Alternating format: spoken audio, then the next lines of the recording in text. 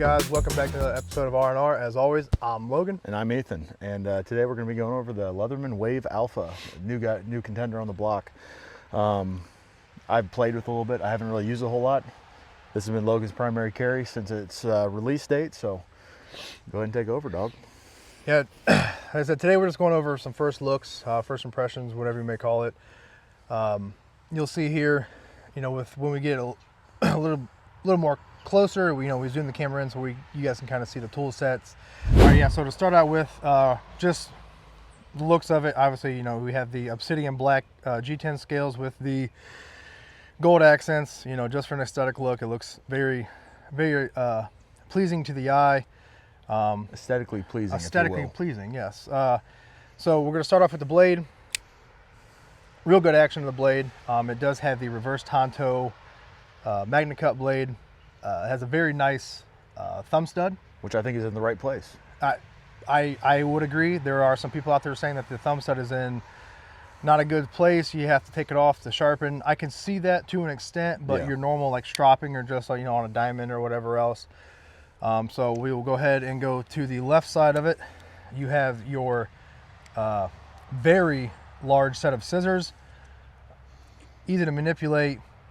Good leverage, very, very smooth action. In fact, they're the largest scissors on any Leatherman multi-tool. And then flipping on the other side, you do have the pocket clip. I will say this is my biggest gripe, downfall, whatever it may be.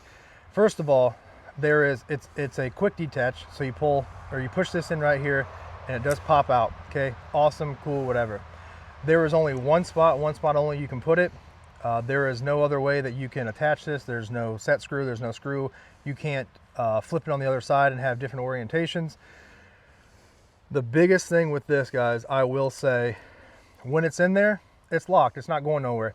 But the amount of travel and play that you have in this, mind you, a $200 pocket knife, in my eyes, is unacceptable. It's actually slightly frustrating to put it in and out of your pocket. It's very tight. It's very tight, and when you go to pull it, instead of it coming straight out, it will kind of cant and bind up on itself to where it doesn't come out all the way. But with that being said, that is one of the biggest downfalls that I will say that this tool has as of now. If we're talking about downfalls, how about we go ahead and show them the pliers too? Yes. This is a quality control issue. I believe that Leatherman will fix this when we bring it up to them.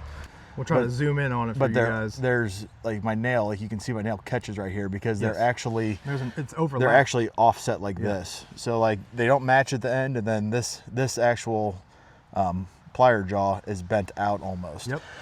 So that's frustrating for a $200 multi-tool. And I understand it's a first run. They might have had some quality control issues, and as long as they take care of it, no harm, no foul. You know, not everything's gonna be perfect, especially when you're mass producing things. Things slip through the crack. Yep. We get that. Just like I said, we are being extremely picky, especially for, you guys out there at home that want to spend 200 plus on a multi-tool. Yes. You want it to be quality. Yep. So moving on from that, you have obviously your saw. They did do away with the serrated blade. Yeah, which is, in my book, I like the saw.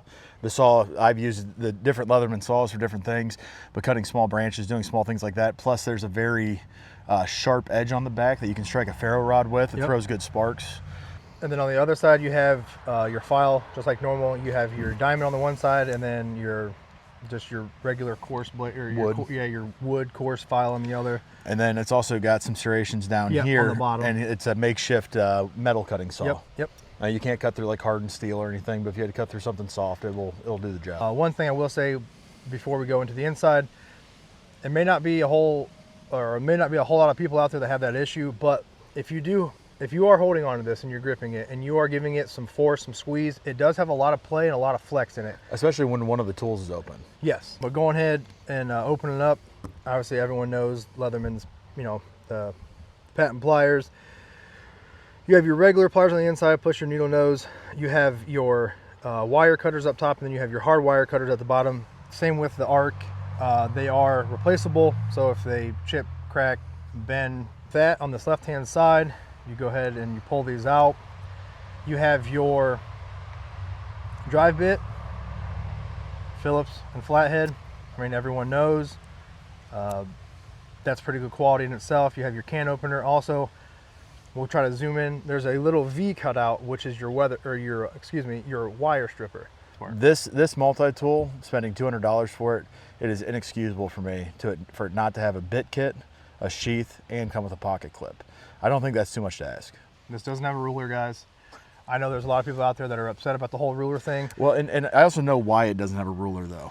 Because if you look at one of the older multi-tools that have a ruler, when you close it, and you can close the jaws and have it actually touching the flat surface. When you close the jaws on this, there's a gap underneath, so that you can't, just the way they designed it with the rounding right here and with the frame, it's not possible. For me, that doesn't matter. I've never once used a ruler on a multi-tool. And to be honest with you, I'll take the premium blade steel over having a ruler. So if you value a ruler more than this, get the original Wave or the Wave Plus, or whatever they call it. And on the other side here, we do have the the awl. It's a little bit more, I want to say, they said it was improved. They have they have a hole for sewing. I think it does have a little bit more of an actual edge on it, you know, for scribing, starting a hole for a screw or a nail, you know, whatever it may be, something. You do have a lanyard hole as well, and then the other two tools are your micro bit or your glasses bit, whatever it may be, Phillips and flathead, and then you also have your flathead with cap lifter, and then you can also use this as a mini pry bar if you need to. Mini pry bar, flathead. Obviously nothing crazy industrial, but you know, but it's not a bad tool by no means. Plus the other thing is like we've got this tail and knives sheath right here, and it's pretty much molded to the Leatherman arc. So I mean, the Leatherman arc fits in there perfect. So if you have spent the kind of money that it takes to buy one of these expensive sheaths, you'll be happy to hear that this one just fits right in. See, like this right here, guys, how it kind of cants on itself. I know you can't see it very well. You literally have to kind of pick up on the pocket clip itself and slide it in and then push it down. But it fits perfect in there. Yeah. So if you do have a sheath like this is the tail of knives. I think it's the extra large size multi-tool pocket. Yeah, it'll fit in there. So just a little side note. But yeah, you know, first impressions, like I said myself, I haven't carried it. We did get it first day. We ordered it. We ordered it on the day it dropped. Through Smoky Mountain Knife Works. Yep, Smoky Mountain Knife Works. I ordered it on a Tuesday, and it was at my doorstep Thursday. So, you know, you really can't complain with a day and a half ship time. Hey, Logan. Yeah? Are you still shooting at paper targets like a peasant? Yeah. What else would I shoot? Pop cans? Haven't you ever wanted to shoot at competition grade steel? Yeah, but though it's like super expensive.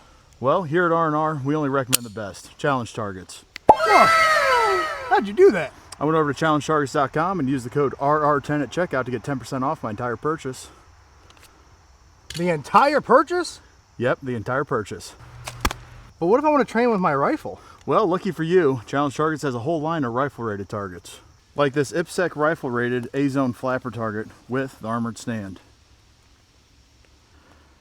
Hey, where are you going? I'm gonna go order targets at challengetargets.com using code RR10 to save 10% off my entire purchase. Man, that's the smartest thing you've said all day. That's challengetargets.com. Use code RR10 to save 10% off your entire purchase. But like I said, first impressions, I enjoy it. I do.